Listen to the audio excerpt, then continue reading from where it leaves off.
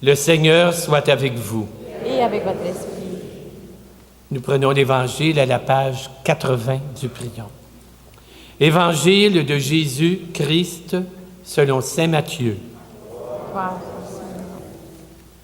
Après le sabbat, à l'heure où commençait le premier jour de la semaine, Marie-Madeleine et l'autre Marie vinrent faire leur visite au tombeau de Jésus.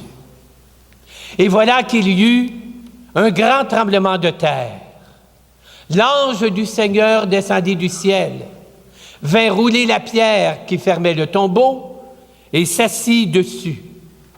Il avait l'aspect de l'éclair et son vêtement était blanc comme la neige.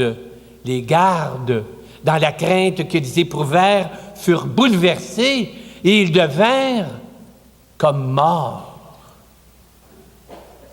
L'ange, s'adressant aux femmes, leur dit: « Vous, soyez sans crainte. Je sais que vous cherchez Jésus le crucifié.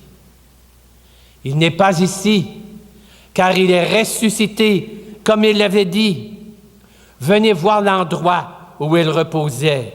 Puis, vite, allez dire à ses disciples, il est ressuscité d'entre les morts, il vous précède en Galilée, là, vous le verrez. » Alors, les femmes, vite, quittèrent le tombeau, toutes tremblantes, toutes joyeuses, et elles coururent porter la bonne nouvelle aux disciples. Et voici que Jésus vint à leur rencontre. Et Jésus leur dit: « Réjouissez-vous. » Elles s'approchèrent et lui saisissant les pieds, elles se prosternèrent devant lui. Et Jésus leur dit: « Soyez sans crainte, allez annoncer à mes frères qu'ils doivent se rendre en Galilée, c'est là qu'ils me verront. » Chantons ensemble l'Évangile de Pâques. Christ est ressuscité, Alléluia, Alléluia. Christ a vaincu la mort, Alléluia, Alléluia.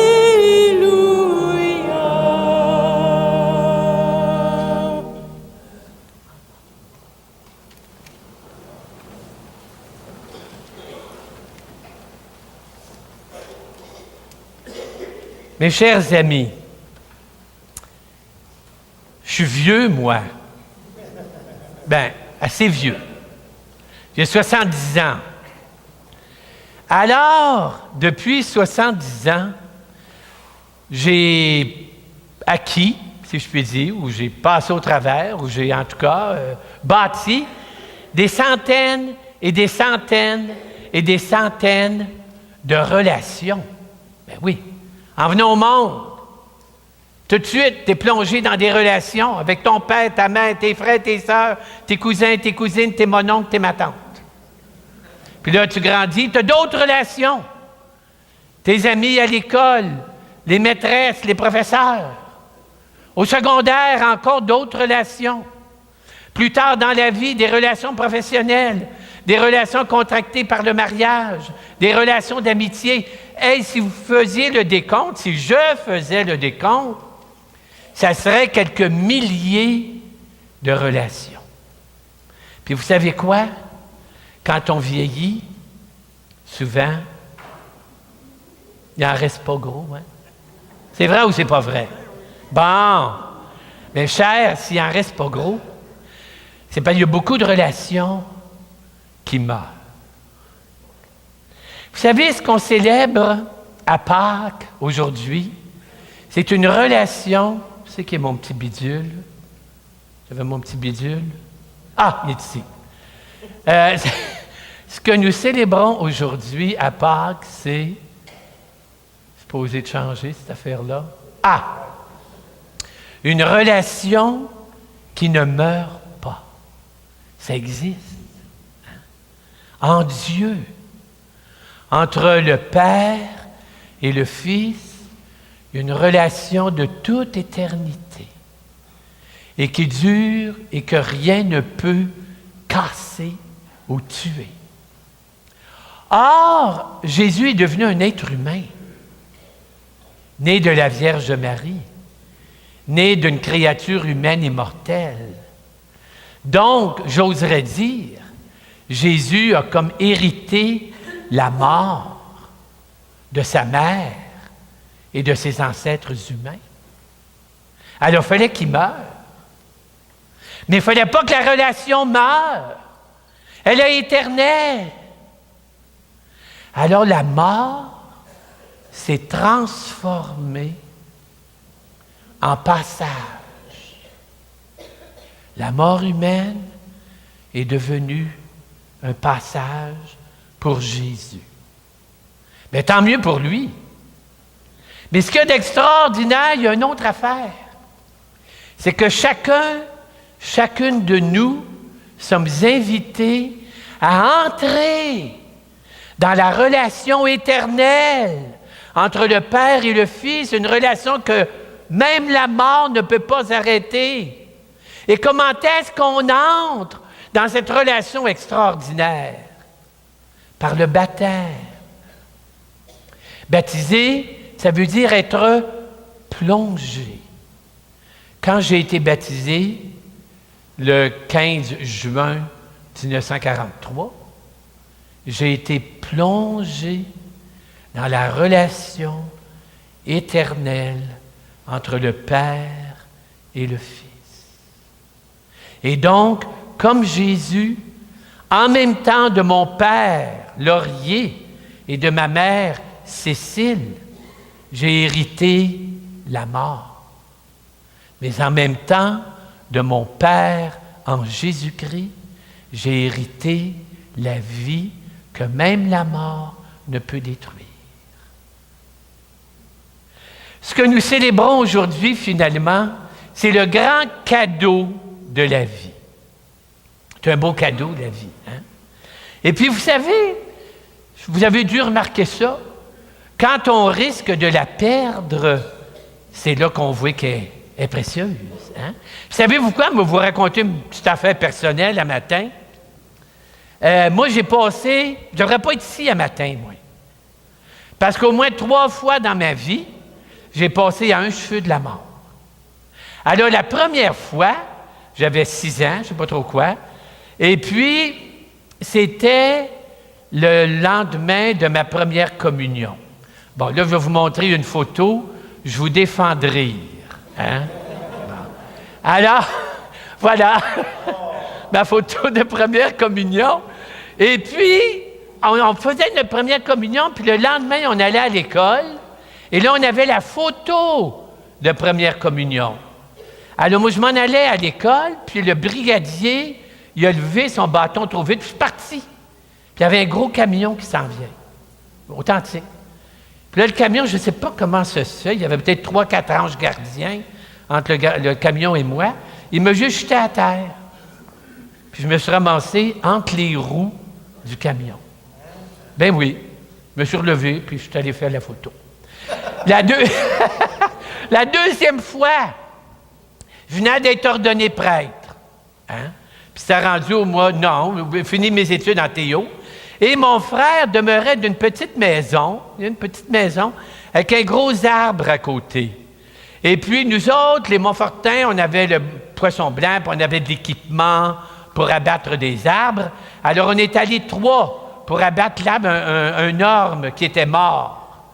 Puis, comme j'étais le plus petit, ils ont dit, tu vas monter le plus haut que tu peux, puis tu vas attacher un câble pour qu'on tire l'arbre dans la cour. Alors, je suis monté, je me suis assis sur une grosse branche. La branche a cassé.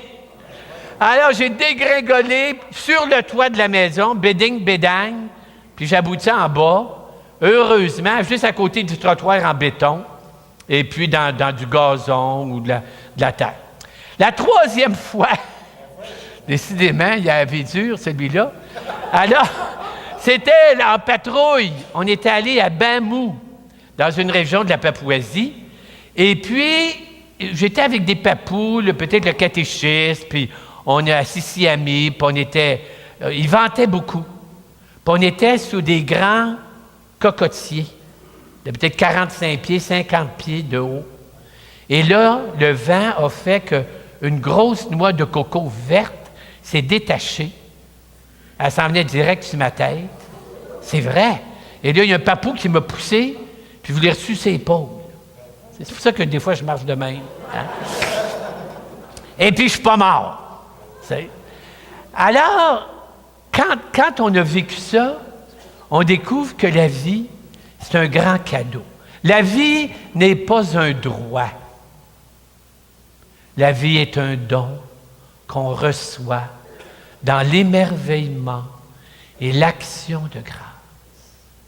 Et nous allons terminer en écoutant Dieu qui nous promet la vie.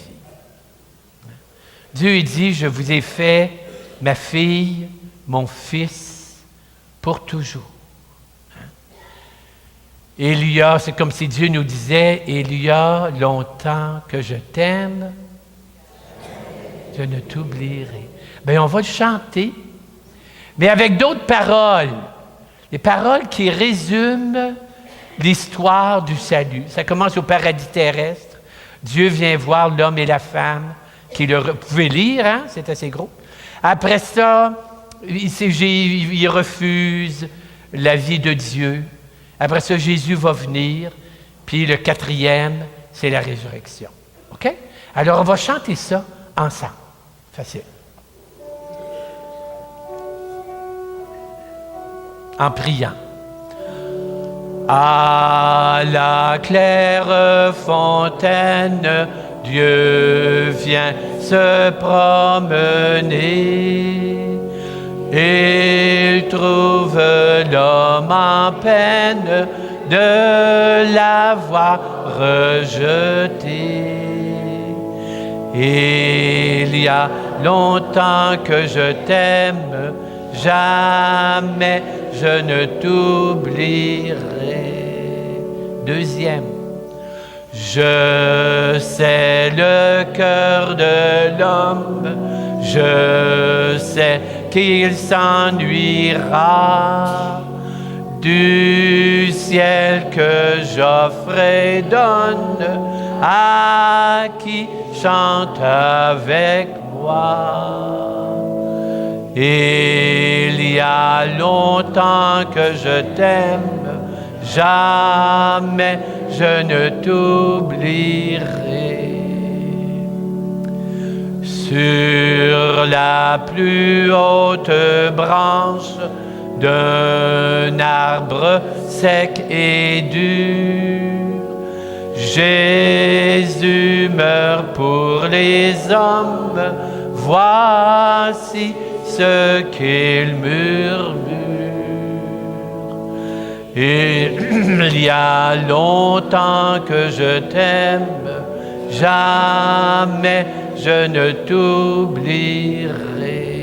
4e.